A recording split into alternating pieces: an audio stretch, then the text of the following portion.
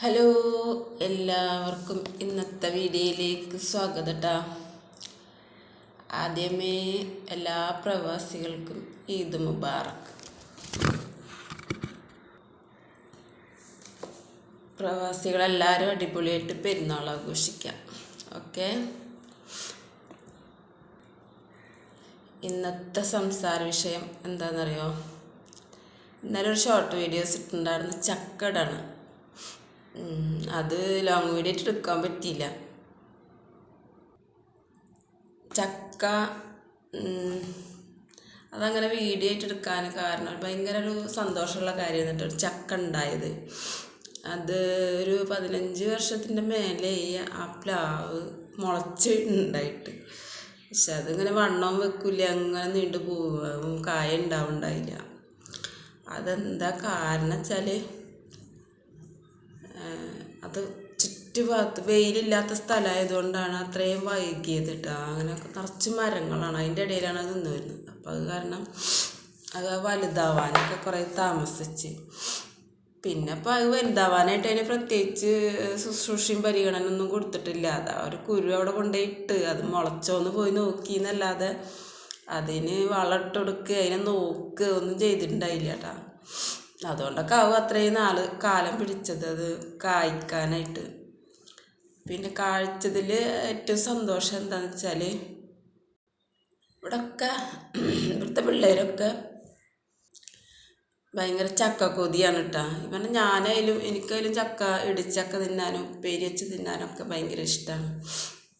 അപ്പോൾ എല്ലാവർക്കും കുട്ടികൾക്കും ഒക്കെ ഇഷ്ടം. അപ്പോൾ ചക്ക ഇവിടെ ഉണ്ടായിരുന്നില്ല, ഈ പറമ്പിൽ ചക്ക ഉണ്ടായിരുന്നില്ല. അപ്പോൾ എൻ്റെ വീടിൻ്റെ 3 വശത്തും ഓരോ വീടുകളുണ്ടായിരുന്നു. അവരോടൊക്കെ നന്നായിട്ട് ചക്ക ഉണ്ടായിരുന്നു. കുറേ 3, 4, 5 പ്ലാവ് ഉണ്ടായിരുന്നു അവരോടെ.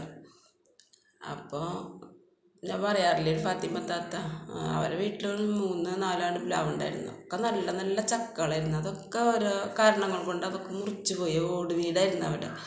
അപ്പോൾ ഓടുമ്പലേക്ക് മഴക്കാലമൊക്കെ വരുമ്പോൾ കമ്പൊടിഞ്ഞ് വീഴുന്നൊക്കെ പറഞ്ഞിട്ട് അങ്ങനെ ഓരോ കാരണങ്ങൾ കൊണ്ട് അതൊക്കെ മുറിച്ച് പോയി. അപ്പോൾ അവരോടൊന്നും കിട്ടാൻ പോയില്ല. അത് അവരൊക്കെ ഉണ്ടായി കഴിഞ്ഞാൽ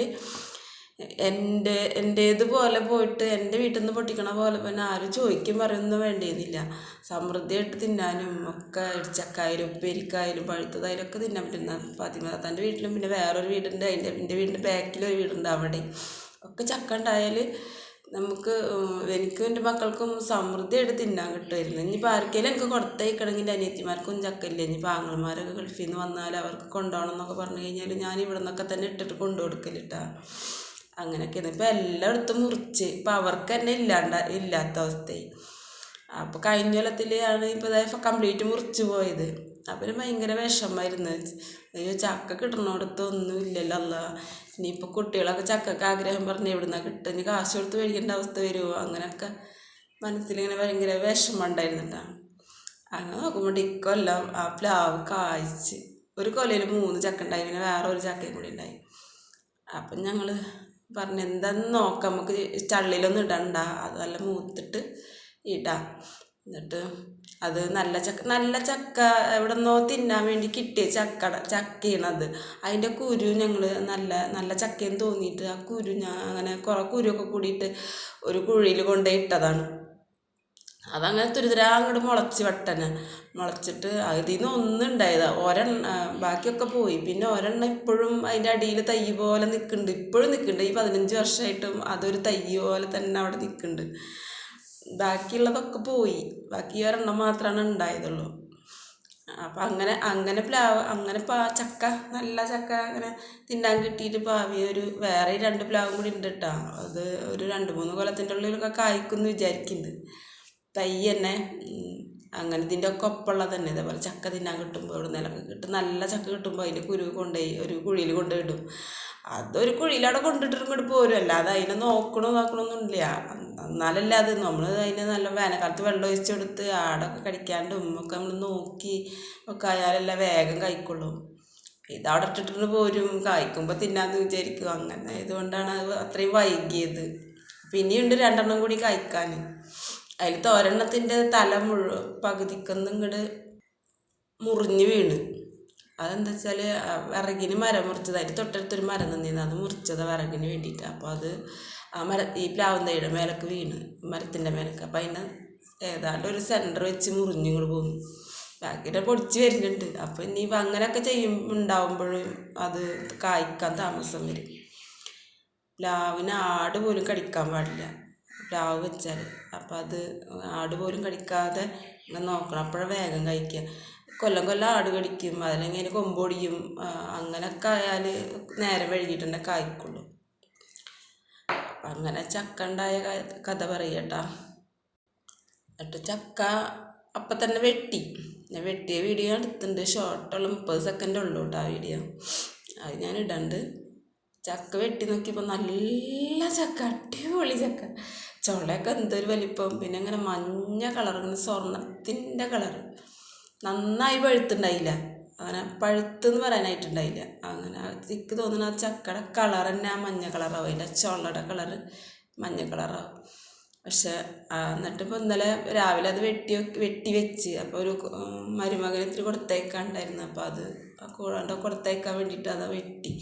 ബാക്കി പിന്നെ നോമ്പല്ല, തിന്നാൻ പറ്റില്ലല്ലോ, അപ്പോൾ അവിടെ വെട്ടിയിട്ട് വെച്ചിട്ടുണ്ടായിരുന്നത്. നോമ്പ് അറിഞ്ഞിട്ട് വെറുതെ ഒന്ന് പോയിട്ട് അതിനൊരു ചോളം എടുത്തിട്ട് തിന്ന് നോക്കിയപ്പോൾ പഴുത്ത് മധുരം വെച്ചിക്കണം. അപ്പോൾ ഇപ്പോൾ നേരം വെളുക്കുമ്പോൾ തന്നെ അത് നല്ല പഴുത്തുണ്ടാവും. ഇനിയിപ്പോൾ ഇന്നത്തെ നോമ്പ് അറിഞ്ഞാലേ തിന്നാൻ പറ്റുള്ളൂ. അപ്പം അങ്ങനെ ആ ഒരു ചക്ക കുറേ 10-15 വർഷത്തെ കാത്തിരിപ്പിന് ശേഷം അത് അടിപൊളി ചക്കയെന്ന് അറിഞ്ഞതിൽ ഭയങ്കര സന്തോഷം കേട്ടോ, പറയണ്ട. ചിലപ്പോൾ അടുത്ത കൊല്ലം തോനെ കഴിക്കാം. അപ്പോൾ ഇപ്പോഴും 4 ഉണ്ടായിട്ടുണ്ട്, അതിലൊന്നും ഞങ്ങൾ ഇട്ടിട്ടുള്ളൂ, ബാക്കി 3 ഇടാനായിട്ടില്ല. ഈ ലാസ്റ്റിക്ക് ഉണ്ടാവുന്നതാണ് കേട്ടോ ചക്ക, ലാസ്റ്റ് ഉണ്ടാവുന്നത്. അപ്പോൾ ഈ മഴക്കാലത്തേക്കൊക്കെ ഈ ചക്ക പാകാവുള്ളൂ. അപ്പോൾ ഇനി 3 കൂടി നിൽക്കുന്നുണ്ട്, അതിപ്പോൾ എന്തായാലും 1 മാസം 2 മാസമൊക്കെ ആവും അത് ആവണമെന്നുണ്ടെങ്കിൽ, പാകമാവണമെന്നുണ്ടെങ്കിൽ. ഇനിയുള്ളത് എനിക്ക് തോട്ടി കൊണ്ട് വലിച്ചിടാൻ പറ്റും. ചിലപ്പോൾ ഞാൻ ഇന്നലെ ആളെ കയറ്റിയെന്ന് വെച്ചെങ്കിൽ അത് ആ തോട്ടി കൊണ്ട് വലിച്ചിടാൻ അത്ര താഴെ തന്നെയാണ്. പക്ഷെ അത് വലിച്ചിട്ട് കഴിഞ്ഞാൽ തുണ 2 പോരും, അത് തുണ 2 ചെറുതാണ്. അപ്പം അത് വിചാരിച്ചിട്ട് ഒരു കൂലിയൊക്കെ കൊടുത്ത ഒരാളെ കയറ്റി അത് ഇട്ട്. ഇനിയിപ്പോൾ 2 നിൽക്കുന്നുണ്ട്, ഇനി 2 ഒരു കൊല്ലം, അതിൻ്റെ ബാക്കി 2 ഉണ്ട്, പിന്നെ വേറെ ഒന്നുകൂടി ഉണ്ട്. അപ്പം അതിന് ഞാൻ തോട്ടിക്ക് വെച്ചാൽ എനിക്ക് കിട്ടും.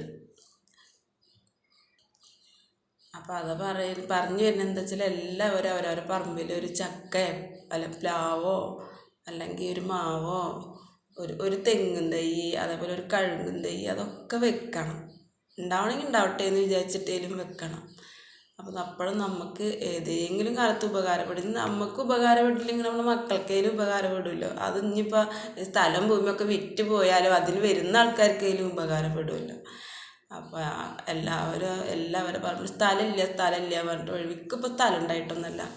ഒരു തെങ്ങുണ്ട്, ഒരു കഴുങ്ങുണ്ട്.